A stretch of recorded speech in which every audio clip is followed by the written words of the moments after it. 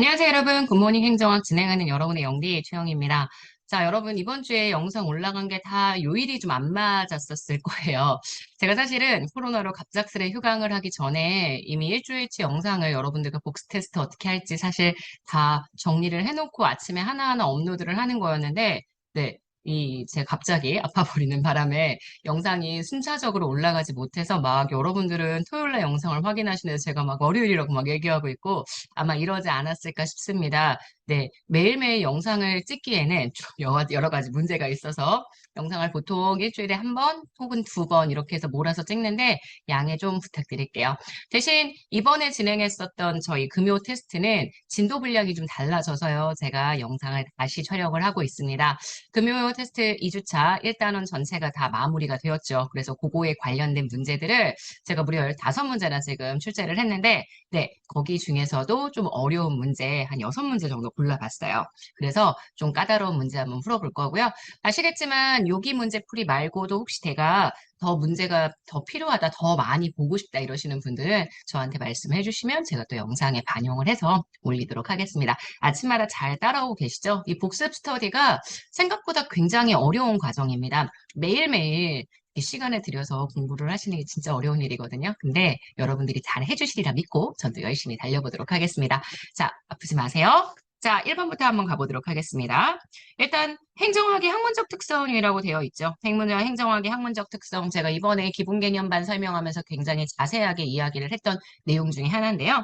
행정학은 원인과 결과의 규칙성 발견하는 걸 굉장히 중요하게 생각하는 학문이긴 합니다. 하지만 그걸 기술성이라고 칭하지 않죠. 과학성, 정말 실증적 연구를 통해 이론을 발견하고자 하는 행정학과 기술성, 아트라고 제가 말씀을 드렸을 거예요. 현실의 문제를 해결하고 가치를 좀 지향하는 그런 형태의 행정학 두 가지가 대립을 하고 있어서 행정학이 과학적인 성격이냐, 기술적인 성격이냐, 요거 주장했던 학자가 사이먼, 그다음 요거 주장했던 학자가 왈도, 그렇게 해서 계속 얘기가 됐던 거는 아마 알고 계실 거예요. 그래서 문제의 정답 1번이 틀린 선지입니다. 행정학은 전문 직업적 성격을 가지고 있고요. 실천적인 데다가 도구적 성격이 굉장히 강한 응용 학문입니다. 맞죠? 종합학문적인 성격을 지니고 있습니다. 행정학은 사회 현상을 연구하는 여러 사회과학들과 함께 여러 가지 행정 현상들, 심리도 있고 정치도 있고 경제도 있고 다 있잖아요. 그래서 종합학문적인 성격, 잡탕적인 성격을 가지고 있기 때문에 정체성에 대한 논란이 지속적으로 제기되어 왔습니다. 맞죠?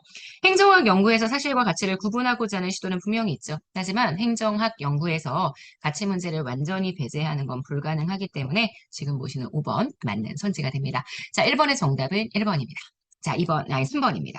테일러의 과학적 관리론 문제 중에 꽤 까다롭게 출제가 되었었던 저희 기출 문제를 가지고 문제를 한번 내봤는데요. 과학적 관리론의 핵심은 노동자가 할 일과 사용자, 그러니까 전체를 관리하는 관리자가 할 일이 따로 있다는 거예요.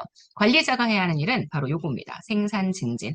생산 증진을 위해서 어떻게 업무와 인력을 적절하게 결합해야 하느냐, 이런 것들을 관리자가 고민해야 하는 영역들이기 때문에 관리자는 생산 증진을 위해서 통해서 노사를 모두 이롭게 해야 되고요. 업무와 인력을 적절하게 결합하는 건 노동자가 아닌 관리자에 의해 결정되어야 한다. 맞죠? 그래서 지금 보시는 이 관리자는 업무 수행을 위한 가장 최선의 방법을 찾아줘야 합니다. 그 방법을 찾는 게 관건이었어요. 그래서 그 유일 최선의 방법을 찾기 위해 시간 연구, 동작 연구 요거 했던 게 바로 테일러죠. 그래서 조직 내의 인간은 2번 사회적인 욕구가 아니라 경제적 욕구. 경제적 욕구가 뭔데요? 경제적인 합리성을 통해서 열심히 일하고 그에 대해서 말 그대로 대가를 받는 것. 이게 우리가 이야기하는 경제적 욕구이기 때문에 인간적인 요소 별로 중요하지 않습니다. 경제적인 욕구에 의해서 동기가 유발된다고 전제하게 된다. 이렇게 보셔야 합니다. 자, 그래서 지금 문제의 정답이 되는 건 2번 되는 거 보실 수 있습니다. 자, 그 다음 문제 한번 넘어가 볼게요. 자, 그다음 문제, 문제 많죠. 8번, 9번, 10번 제가 세 개를 다 골라봤습니다. 8번부터 한번 가볼게요. 공공선택 이론이요. 네, 공공재의 공급에 경제학적 시장 개념을 적용하죠. 현실 세계가 효용 극대화를 추구하고 있고 합리적인 개인들로 구성되어 있다는 가정, 보통 경제학에 하는 완전 경쟁 시장이라는 좀 이상적인 시장에 대한 가정을 공공선택 이론이 하는데 이건 그닥 현실적이지 못하다는 비판을 받고 있습니다. 맞습니다. 그래서 이 공공 서비스를 정부가 여태까지 독점적으로 공급을 했단 말이에요. 당연히 경쟁이 제한되어 있기 때문에 시민의 요구에 민감하게 대응하지 못합니다. 그래서 공통적인 관료제가 시민들의 요구에 민감하게 대응할 수 없다고 봤고 그게 정부 실패의 원인이었습니다. 그래서 되게 다양한 지방정부, 그다음 여러 공직자들이 선택을 받을 수 있도록 만들어줘야 경제학적 효율성이 달성된다고 봤죠. 그래서 티브 가설, 전통적으로 지방자치를 옹호하는 이론으로 많이 사용되는 이 티브 가설은 여러 가지 전제 조건들을 통해서 어떻게 하면 지방정부가 경쟁을 할 수 있는지에 대한 설명을 했는데요. 티브 가설이 하는 몇 가지의 전제 중에 하나, 지금 공급되고 있는 공공 서비스는 본래 외부 효과가 존재하지만 외부 효과가 존재하지 않는다고 가정을 합니다. 그래서 맞는 선지. 문제의 정답이 되는 건 현재 3번 되는 거 보실 수 있습니다. 9번 갈게요. 신제도주의에 대한 설명으로 옳은 것 이렇게 얘기했죠. 신제도주의는 제도라는 맥락에서 전개가 되는 개인 행위가 아닌 원자화된 개인에 초점을 맞춘다. 신제도주의는 인간이 제도의 영향을 받으면 살아간다고 생각을 하죠. 그래서 행태주의가 여태까지 봤었던 원자화된 개인과는 다르게 개인을 분석을 합니다. 그래서 제도라는 맥락 안에서 전개되는 개인의 행위에 관심이 너무 크고요. 오히려 행태주의가 강조했었던 원자화된 개인에 관심이 없었기 때문에 틀린 선지고요. 합리적 선택의 신제도주의는 중범위 제도 변수 아닙니다. 보통 중범위 제도 변수에 관심을 가졌다. 그래서 개별 행위자의 행동, 정치적인 제도가 어떻게 연계되는지에 초점 맞춘다. 요거는 합리적 선택, 경제학적 신제도주의가 아니라 우리 정치학적, 역사학적 신제도주의의 내용이 되기 때문에 지금 보시는 2번, 요것도 틀린 선제가 되고요. 사회학적 제도주의는 경제적 효율성이 아니라 사회적 정당성 때문에 새로운 제도적 관행이 채택된다고 주장을 합니다.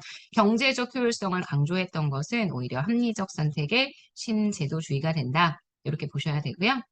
그 다음 맨 마지막 역사학적 신제도주의는 경로 의존성을 강조하게 됩니다. 맞습니다. 그래서 문제의 정답이 되는 건 4번입니다. 자, 10번 문제 갈게요. 자, 10번 문제에는 여러 가지 제가 개발도상공용 이론들을 선지로 같이 구성해서 문제를 출제해 봤습니다. 생태론, 가우스, 리그스 등이 발전시킨 이론이죠. 보편적인 이론을 찾는다기보다는 국가 단위의 중범위 이론 구축에 자극을 줬고요. 행정학 연구를 과학적으로 만드는 데 기여했다라고 얘기할 수 있죠. 그래서 1번 맞고요. 체제론, 아시겠지만 투입 산출 모형으로 설명을 할 수가 있습니다. 체제의 변화나 성장은 기존의 균형 상태에선 일어나지 않아요. 구성 요소 중에 어느 하나의 새로운 변화가 생겼다. 이질적인 요소가 투입이 된다. 그때 나타날 수 있는 거기 때문에 지금 보시는 2번, 요건 현재 맞는 선지가 되는 것을 확인하실 수 있고요. 3번입니다. 신행정학에서는 정부의 적극적인 역할, 적실성 있는 정책의 수립을 강조하였다라고 얘기를 했는데요. 네, 신행정학은 실제 사회의 문제를 해결하기 위해서 이러한 것들을 강조했죠. 맞습니다. 4번, 현상학적 연구는 가치와 사실의 구별을 인정하지 않습니다. 가치와 사실을 굳이 구별할 필요가 없습니다. 현상을 개체적으로 파악하고자 한다라고 얘기를 했는데 현상학적 연구는 개체적 파악이 아니라 현상을 의미 있는 행위로. 그래서 지금 보시는 요거 가치와 사실의 구별을 인정했어요. 현상을 개체적으로 파악하고자 한 것은 오히려 행태주의의 실증주의 연구 방법의 특징이다라고 보실 수 있습니다. 문제의 틀린 선지는 그래서 4번이 되는 것 확인하실 수 있을 거예요. 자, 그 다음 15번 문제 같습니다. 현대행정학의 이론들 좀 여러 가지 선지들을 같이 보려고 좀 노력을 해봤습니다. 무어의 공공가치 창출론, 정부의 관리자들이 공공가치 실현에 힘써야 한다라고 주장을 했죠. 신공공 서비스 이론에서 파생된 현대적인 행정 이론이고요. 너치 이론, 디폴트 옵션 방식을 쓴다고 했습니다. 인지적 편향성을 전략적으로 활용해야 하는 정책 수단이 바로 너치고요. 이 너치는 약간 정부가 의도하기는 의도했는데 그렇다고 개인의 자유로운 선택을 허용하지 않는 것은 아닙니다. 개인들은 분명히 자유로운 선택을 허용하지만 개인들은 분명히 자유로운 선택을 하지만 실제 너치라는 정책 설계를 통해서 인지적 편향성을 활용하게 된다 이렇게 보셔야 하겠죠. 3번 피터스의 뉴 거버넌스에 기초한 정부 개혁 모형, 시장 정부, 참여 정부, 그 다음 유연 조직 모형, 저통제, 통제를 적게 하는 정부 모형까지 크게 4가지. 저통제를 내부 규제 이렇게 쓰기도 해요. 그런데 사실 이렇게 한글로 외우시는 건 별 의미가 없다고 제가 계속 말씀을 드렸습니다. 의미를 알고 무슨 말인지 아셔야 되겠죠. 이건 다 기출 선지들에서 골랐던 선지들이기 때문에 여러분들이 잘 보셔야 하는 선지들입니다.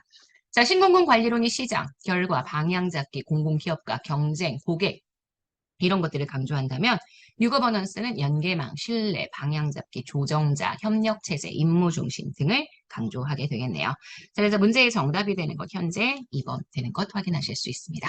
자, 15번까지 해서 우리 금요 테스트의 문제는 다 풀어봤습니다. 이걸 통해 행정학 1단원은 모두 마무리가 됩니다. 다음 시간 2단원 정책론 내용 가지고요. 복습 테스트도 계속 진행을 할 거고요. 복습 스터디도 진행을 할 거고요. 또 금요 테스트 진행하도록 하겠습니다. 여러분 오늘이 토요일이에요.